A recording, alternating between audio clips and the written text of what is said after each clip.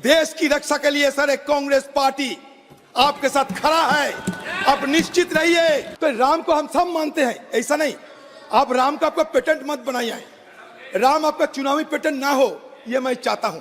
राम सबका है। सर मैं और एक बात कहना चाहता हूं। राजनाथ सिंह को देखकर मुझे ये लगा कि एक बात कहना जरूरी है। हम सारे यहाँ गरीबों के बारे में चर्चा करते हैं, किसानों के बारे में चर्चा करते हैं, बेरोजगारी के बारे में चर्चा करते हैं, करना वाजिब है। लेकिन मैं एक दूसरे और निगाहों खींचने की कोशिश करते हैं। सर ये प्रेसिडेंशियल एड्रेस में हमारा सिक्योरिटी कंसर्न के बारे में एक लफ्ज नहीं कहे गए। मैं पूछना चाहता हूं हमारा रक्षा मंत्री जी को, बताइए लद्दाख की हाल क्या है। आपने कहा था कि स्टेटस को एंटी को रेस्टोर करेंगे, यथास्थिति को बहाल करेंगे। कहां बहाल हुई है सर? दिन पे दिन लद्दाख की हालत बुरा होते जा रहे हैं। 2000 स्क्वायर किलोमीटर एरिया अतिक्रमण हो चुके हैं। ये 20 राउंड मिलिट्री टॉक्स हुए हैं, 28 राउंड डिप्लोमेटिक टॉक्स हुए हैं। आज वहां चरवाहों ने जाने नहीं पाते हैं अपना जमीन पे, वो चराई करने नहीं जा पाते हैं। लद्दाख के लोगों को पूछिए क्यों ऐसा हो रहे हैं, क्यों आप चुप बैठे हैं? अरुणाचल से लेकर लद्दाख तक हाल दिन पे दिन बुरा होते जा रहे हैं। जब गलवान घाटी में इस तरह की घटना घटी, जहां हमारा 20 जवानों को शहादत देने पड़ी, आपने कह दिया, सर्टिफिकेट दे दिया, कोई नहीं घुसा, कोई घुसा हुआ नहीं है। इसमें सबसे बड़ा अगर हिम्मत किसी को मिली है तो चाइना को मिले। आप देखिए आपकी जमाने के पूरे 2014 से लेकर आज तक एक के बाद एक चाइना पॉलिसी में आप फेलियर और फेलियर अब दर्शाते हैं।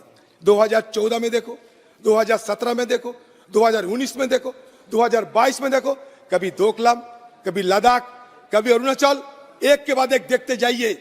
हमारे फॉरेन पॉलिसी में और सिक्योरिटी हालात दिन पे दिन बदतर होते जा रहे हैं। आपको ये नहीं सोच आ रहे हैं? आज मालदीव में क्या हो रहे हैं? अब मालदीव में क्या हो रहे हैं?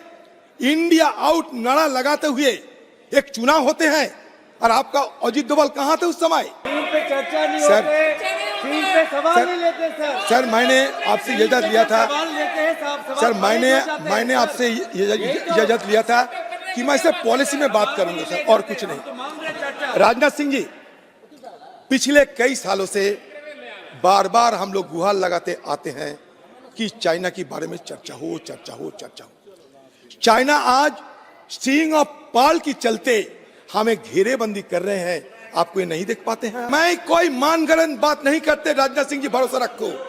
मैं भी एक शेयर होल्डर हूं इस सरकार की, देश की। मैं जो कहे जाते हैं, ये औपचारिक तरीके से जो कहे जाते हैं, पेपर में कहिए, टीवी में कहिए, उसी को मैं जिक्र करते हैं। मैं बड़ी दावे के साथ कहते हूं, मेरा नेत्री यहां मौजूद है। देश की रक्षा के लिए सर एक कांग्रेस पार्टी आपके साथ खड़ा है। आप निश्चित रहिए। ये बड़ी बड़ी बात किए जाता है। उस दिन तो कहते कि $7 ट्रिलियन की हमारी इकोनॉमी बच चुके हैं। कहां से आपके इतने ट्रिलियन डॉलर आते हैं मुझे पता नहीं। शायद इस सरकार के ऊपर हथियार बरस रही है, हो सकता। शायद सरकार की कुछ अलग से तिलस्मा हासिल हुए हैं। कहां से ये $7 ट्रिलियन की बात करते हैं मुझे पता नहीं। मैं एक बात कहना चाहते हैं, लोगों को गुमराह करने के लिए 5th इकोनॉमी, 3rd इकोनॉमी बताए जाते हैं।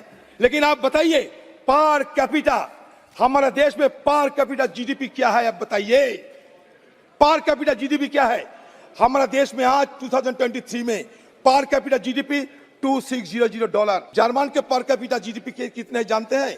$52,800। जापान के $33,950। आप $2,600 लेकर बड़ा फुटानी कर रहे हैं कि मैं क्या ना क्या कर दिया।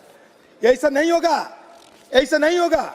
आप लोगों को गुमराह करने की अगर कोशिश करेंगे, हम जरूर विरोध करेंगे आप लोगों को। देखिए ये बड़ी जोर शोर से हमारे देश में अभी चुनाव की तैयारी कर रहे हैं सत्ता पक्ष। इसमें कोई गलती नहीं है। देखिए मैं याद दिलाना चाहता हूं सारे हिंदुस्तान के लोगों को, 2014 साल में चुनाव हुआ था। उस समय लोगों को बरगलाने के लिए ये कहे गए थे कि अच्छा दिन लाएंगे, 25 लाख हर लोग की जेब में 15 लाख रुपया हम बाहर से काले धन लाकर हम देंगे। चुनाव खत्म हो गए, सत्ता में आ गए, सत्ता में आने के बाद आपका नेता कह रहे हैं कि ये चुनावी जुमला है। दूसरी बारी आ गया 2019 में, पुलवामा में हमारे 60 जवान शहीद हुई। वहां के गवर्नर मालिक साहब ने कहते थे कि वहां के सरकार की लापरवाही से हमारे जवान शहीद हुई थी। मैं नहीं, मालिक साहब गवर्नर कहते थे। उसके बदले में आप बालाकोट में हमला किया। सारे देशवासियों के अंदर एक जोश पैदा हो गया कि हमारे देश बदला ले रहे हैं, लेकिन उसके बाद हमें कोई जानकारी नहीं मिला। क्या हुआ ना हुआ कोई जानकारी नहीं मिला। हमें चश्मदीद गवाह के साथ ये देख पाए हैं कि हमारे एक मिग 21 को वहां क्रैश होने देखा, हमारे एक C-17 हेलीकॉप्टर को हम लोग तबाह होते देखा फ्रेंडली फायर में। उसमें 6-7 हमारे एयर पर्सनल उनको हम शहादत होते हुए देखा। कहे गए थे कि पाकिस्तान के F-16 को हम मार गिराया, पता नहीं कहां गिराया। और बालाकोट में असलियत क्या हुई आज तक पता नहीं, क्योंकि आपने कुछ कहा नहीं आज तक। उल्टे तरफ से सारे इंटरनेशनल एजेंसी कहते हैं कि बालाकोट में ऐसा कोई सीरियस कॉन्सिक्वेंसेस कुछ नहीं हुई।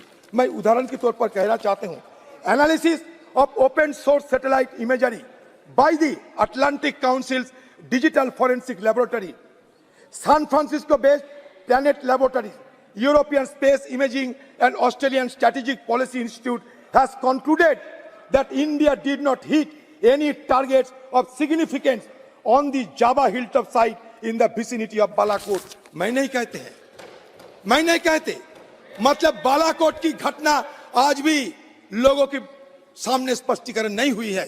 बालाकोट में क्या हुआ है, अगर हो सके तो आप बताइए। हमारे और एक कद्दावर मंत्री आ गए अमित शाह जी, बता सकते कि बालाकोट में असलियत हुआ क्या था। ये आज तक इसका जानकारी नहीं है। फिर नया चुनाव आ रहे हैं, जब चुनाव दरवाजा खटखट रहे हैं तो आप प्रभु राम जी की शरण ले रहे हैं, अच्छा कर रहे हैं। प्रभु राम जी की शरण लेना कोई गुनाह नहीं। आप कहते कि राम राज्य हम लाके देंगे। देखिए महात्मा गांधी को जिस दिन गोली से भून दिया गया था नाथुराम गौडसे नामक एक व्यक्ति द्वारा, उस दिन भी महात्मा गांधी देहांत लेते हुए उस समय कहा था, हे राम। मतलब राम को सब शरण करते हैं। एक राम जो दशरथ का बेटा, एक राम घट में लेता, एक राम है जो जगत पसेरा, एक राम है जगत से न्यारा। तो राम को हम सब मानते हैं, ऐसा नहीं। आप राम का आपका पेटेंट मत बनाइए। राम आपका चुनावी पेटेंट ना हो, ये मैं चाहता हूं। राम सबका है। और हमारा देश हिंदुस्तान 4 वेद है, यहाँ 4 वेदों हैं, मिलियंस ऑफ गॉड्स, लाखों की भगवान है हमारा देश में, 18 उपनिषद है, 2 महाकाव्य है। ये देश कोई छोटी मोटी देश नहीं। हिया आप लोग इस तरीके की राम को अपना पेटेंट बनाने की कोशिश ना करें तो लोग आपको धार्मिक कहेंगे। राम को पेटेंट मत बनाइए, राम को चुनावी उपकरण मत बनाइए, राम को राम की जगह रहने दीजिए। महात्मा गांधी कहते थे इन 1929, महात्मा गांधी कहा था, by Ram Rajya I do not mean Hindu Raj, I mean by Ram Rajya divine Raj, the kingdom of God. For me Ram and Rahim are one and the same deity. मैं इसलिए कहता हूं, जानते हैं, आज हमारा साथी हसन साहब कहते थे अच्छा ठीक है राम मंदिर बन गए, अभी ज्ञान वापी लेकर चर्चा शुरू हो गए, अभी मथुरा लेकर चर्चा शुरू हो गए। तो हमारे देश में राजनाथ सिंह जी आप ज्ञानी व्यक्ति है, हमारा देश में 20 करोड़ मुसलमान है, उन लोगों का मन में डर पैदा ना करो तो बेहतर होगी। आरएसएस बोलते हैं कि हम राम जन्मभूमि के बाद हम और आगे नहीं बढ़ेंगे, लेकिन लोगों के अंदर शंका है, कोर्ट से उनकी पक्षराय चली जाएगी। ये मैं नहीं कहते, लोगों के मन में यह शंका है। तो मैं ये कहना चाहते कि आप कानूनों के दौरान आप एक कानून लाइए, जिस कानून के दौरान इस तरीके की और कोई अतिक्रमण ना हो, नहीं तो इसका बड़ा बुरी असर होने वाला है। सर ऑर्गेनाइजेशन ऑफ इस्लामिक कंट्री ये इसको संज्ञान में लिया। मानिए ऑर्गेनाइजेशन ऑफ इस्लामिक कंट्रीज को संज्ञान में लिए हैं प्लीज। सर। हमारे आजू बाजू में सब देश में ऐसा नहीं कि हर जगह हिंदू और हिंदू है, मुसलमान भी रहते हैं। उनका मन में पीड़ा हो, ऐसा काम ना करे तो देश के लिए बेहतर होगी। मैं सबको अच्छा सलाह देना चाहते हैं और कुछ नहीं। मैं अच्छा सलाह देना चाहते हैं कि ये हमारा फर्ज बनते हैं सरकार को अच्छा सलाह देना। सर मैं ये सरकार को और एक बात करना चाहते हैं कि ये कहते हैं कि हम बड़ा तरक्की कर रहे हैं, लेकिन 2023 के रिपोर्ट के मुताबिक ग्लोबल हंगर इंडेक्स में 111 नंबर स्थान पे हम आ पहुंचे। अच्छा, दूसरी बात, ये भ्रष्टाचार के खिलाफ करने वाला सरकार है, लेकिन करप्शन परसेप्शन इंडेक्स 2023 में कहे जाते हैं कि India ranks 93 out of 180 countries in the corruption perception index. Least happy nation, जिस देश में सुख नहीं है, जिस देश में दुख ज्यादा है, उसको कहते हैं कि least happy nation. Least happy Nations in the world out of 136 India ranks 126। ये मान के चलो। पर कैपिटा इनकम सारे दुनिया में 197 देश के अंदर पर कैपिटा इनकम में हमारा हालत क्या है जानते हैं? 142। लोगों को कहिए कि भाई जेब में हाथ करके रखो और कहो कि मोदी तुमको क्या दिया, बीजेपी सरकार ने क्या दिया। जेब में हाथ रख के कहो। आज तक आपको हिम्मत नहीं हुई पर कैपिटा एक्सपेंडिचर की आंकड़ा पेश करने के लिए, हिम्मत नहीं हुई आपका ये हिम्मत नहीं हुई। वर्ल्ड प्रेस फ्रीडम इंडेक्स कहते हैं आउट ऑफ 180 इंडिया स्टैंड 161।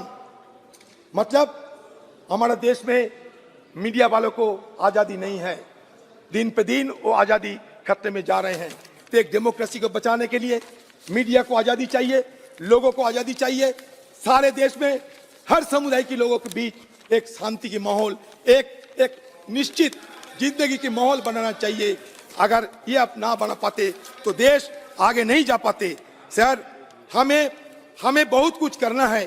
हमें राजीव जी कहते थे कि हमारे देश में एक मॉडर्न इंडिया होने के लिए हमें इंफॉर्मेशन टेक्नोलॉजी की क्रांति करना चाहिए। वो करके दिखाइया। वो कहते थे मेरा भारत महान, और मेरा भारत महान के चलते उन्होंने अपना रास्ता अपनाते हुए देशवासियों को भरोसा दिया था। मैं उनका एक कोट करना चाहते हैं, we cannot and will not rest until we have owned true Swaraj for the hungry and spiritually starving million। Rajiv ji ये कहते थे। जवाहरलाल नेहरू कहते थे culture is the soul of a nation, it is what makes us who we are and gives us a sense of identity. यही हमारे देश की परंपरा होते हैं। ये परंपरा को हमें बचा के रखना चाहिए। मैं मालदीव की बात करते थे तो आपने चिल्लाने लगे, लेकिन मालदीव की हालत आप देखो। उसके साथ साथ हमारे आजू बाजू में और एक छोटी सी एक अग्निवीर के बारे में भी आप दोबारा सोचिए। ये अग्निवीर के चलते नेपाल के साथ हमारा रिश्ता खराब होते जा रहे हैं। 1947 में ट्राइपार्टाइट एग्रीमेंट हुई थी ब्रिटिश, इंडिया और नेपाल के साथ कि उनकी देश के जवानों को हम अपने फौज में रख सकते, हम अपने फौज में भर्ती करा सकते। लेकिन अग्निवीर के चलते उन लोग थोड़ा परेशानी में है। हमारे काला पानी के लेकर नेपाल से थोड़ा टकराव भी है। चीन चाहते हैं नेपाल के अंदर घुसने के लिए, आप सतर्क रहिए। मैं सब चेताना चाहते हैं। भूटान, नेपाल सब हमारे पड़ोसी देश है। बांग्लादेश में सबमरीन डिप्लोमेसी हो रहे हैं। म्यांमार में कालियापो एक पोर्ट बना रहे हैं। श्रीलंका में हम्मनतोता बन चुके हैं। पाकिस्तान में गदर बन चुके हैं। हम कहां जाए? चारों तरफ घेरेबंदी में फंस रहे हैं। मैं मानता हूं आप जरूर प्रयास करते हैं, लेकिन कुछ ठोस कदम उठाने से हमारा लाभ होगी। इसीलिए मैं आपको ये सलाह देना जरूरी समझा और इसलिए सलाह आपको दे रहे हैं। मैं सब ये बात कहते हुए मैं खत्म करना चाहते हैं। सर मैं जानता हूँ अब समय काफी कम है। देखिए बात यह है कि हमारा देश में सब धर्म के लोग हम मिल के रहें, यही हमारा मकसद है। एक मिनट, एक शाहिर ने कहा था काबे में रहो या काशी में, निस्बत तो उसी की बात से है। तुम राम कहो या रहीम कहो, मकसद तो उसी की जात से है, ये मान के हम चले। और मैं परशुराम शुक्ल को उनकी एक कविता यहाँ उल्लेख करना चाहते हैं। धरती से सीखा है हमने सबका बोझ उठाना, गगन से सीखा है हमने ऊपर उठते जाना, सूरज की लाली से सीखा जग आलोकित करना, चंदा की किरणों से सीखा सबकी पीड़ा हरना, पर्वत से सीखा है हमने दृढ़ संकल्प बनाना, और नदी से सीखा है हमने आगे बढ़ते रहना, सागर की लहरों से सीखा सुख दुख को सह जाना, तूफानों ने ये सिखलाया आफत से टकराना। हम आफत से टकराएंगे, हम आगे बढ़ेंगे और देश को आगे ले जाएंगे। और जहां जहां खामियां देखेंगे, चाहे इस पार हो कहां कोई रहे, हमें कोई परवाह नहीं, क्योंकि अगले बार आप इधर रहोगे, हम उधर रहूंगा, ये मान के अब चलो। सर धन्यवाद सर। मैं राष्ट्रपति शासन जी की ये भाषण में, राष्ट्रपति शासन जी की जो भाषण, राष्ट्रपति शासन जी की ये भाषण, ये राष्ट्रपति जी की भाषण नहीं रही, ये एक इलेक्शन मैनिफेस्टो बन गया बीजेपी पार्टी की। तो मैं ये इलेक्शन मैनिफेस्टो की विरोध करते हुए अपना वाणी को विराम देता है। नमस्कार।